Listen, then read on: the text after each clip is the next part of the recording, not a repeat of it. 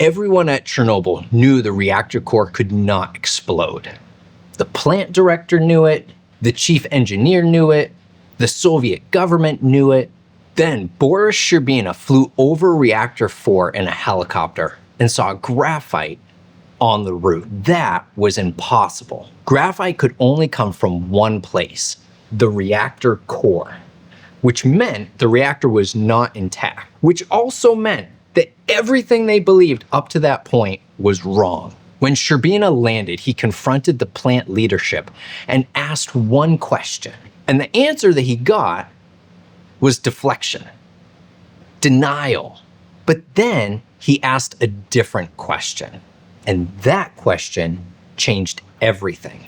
Because the questions leaders ask determine whether people defend themselves or solve problems. And nowhere is that lesson clearer than HBO's Chernobyl series. The disaster at Chernobyl wasn't just a reactor failure. It was a leadership failure. Long before the reactor exploded, people had stopped telling the truth. Not because they didn't know the truth, but because they learned that it wasn't safe to tell the truth. And you can hear that culture in the questions leaders asked. Watch this exchange. Bryukhanov, the plant director, is being confronted with signs that something has gone catastrophically wrong. My wife is here. Do you think I would keep her in Pripyat if it wasn't safe? Okay, technically that is a question, but he's not looking for information. He's ending the discussion. And the message is simple. Stop questioning. Just trust me. And when leaders communicate that curiosity is unwelcome, people just stop raising concerns. That is dangerous anywhere. At a nuclear power plant, that's deadly. Deputy Chief Engineer Anatoly Dyatlov takes it even further. Listen to these questions. What's wrong with you? How'd you get that number from feed water leaking from a blown tank? Is it too much to ask that you all know what you're doing? What did you do? Did you notice something? Every question is aimed at a person, not a problem. The moment a question feels like an attack, people stop solving the issue and start protecting themselves. And once self-protection becomes more important than truth, bad decisions follow. And that is exactly what happened at Chernobyl. But then we get one of the most important leadership moments in the entire series. After seeing graphite on the roof, Boris Shcherbina, the highest-ranking Soviet official in the Chernobyl investigation, confronts the plant director Bryukhanov and chief engineer Nikolai Fomin. Why did I see graphite on the roof? And immediately the excuses begin. Oh, that can't be. Denial. Because why questions often sound like accusations, even when they're not intended that way. People hear, explain yourself, defend yourself, prove you're not at fault. But then Shcherbina changes one word. The gossip is wrong. How should we prove it?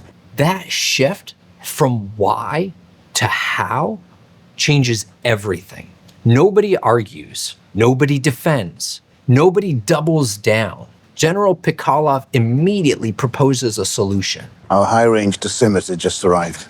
They can measure the radiation directly. That is the power of a how question. A why question often sends people backward into defense and explanation and justification. A how question points people forward into problem solving and creativity. And great leaders know the difference. A few minutes later, Shcherbina does it again. Pikalov returns with the radiation readings, and the number is enormous. But Shcherbina isn't a nuclear physicist, so he asks something most leaders struggle to ask. What does that number mean? Simple, direct, no pretending, no posturing, no need to look smart, just curiosity. And because he asks, he gets the truth. The radiation is equivalent to 2 Hiroshima bombs per hour. Then comes the next question. How do we put it out? That is leadership. First, understand reality, then solve the problem. What does it mean? How do we fix it? Those two questions alone would improve most leadership conversations. Gorbachev follows a similar pattern throughout the series. When experts brief him on the possibility of a thermal explosion beneath the reactor, he doesn't pretend to be an expert. He asks questions. How significant? What do you mean, impact? And how long before this happens? Notice what he's doing. He's pulling reality out into the open, one question at a time. No assumptions, no pretending he already knows, just curiosity. And curiosity is often the shortest path to clarity. Later on, when he learns that the concrete beneath the reactor may fail and contaminate the groundwater, he asks another critical question. And where does this groundwater go? And the answer? More than 50 million people's water supply. And then later on, when he's told how many workers may be required to contain the disaster, he asks the question most leaders avoid. How many deaths? Thousands, possibly tens of thousands. He asked the question because he wanted the truth more than he wanted comfort.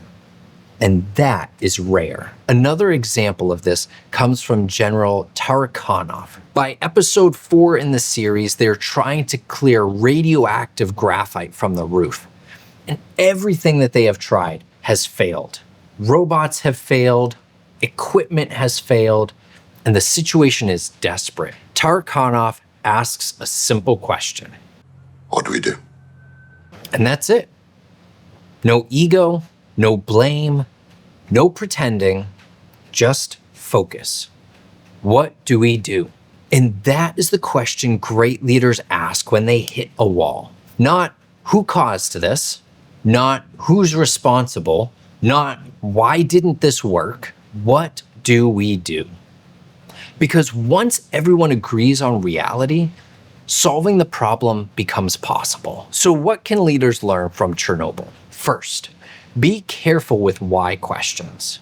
Most people hear blame even when you intend curiosity. Second, ask what questions when you need information. What happened? What does this mean? What are we missing? Third, ask how questions when you need solutions. How do we know? How do we fix it? How do we move forward? Fourth, point your questions at problems, not people. What happened opens a conversation. What did you do shuts one down. And finally, remember this.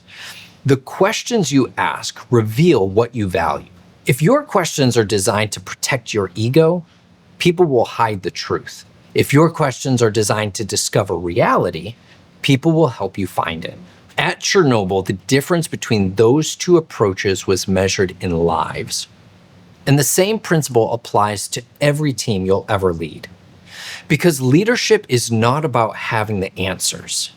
It's about asking the questions that make the truth easier to find.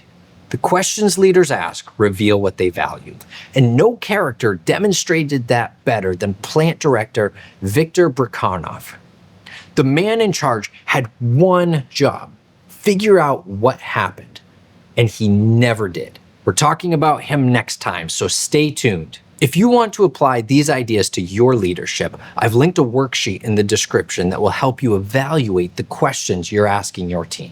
Check it out. And if there's a TV or movie character you'd like me to analyze, just let me know down in the comments. Until next time, take care.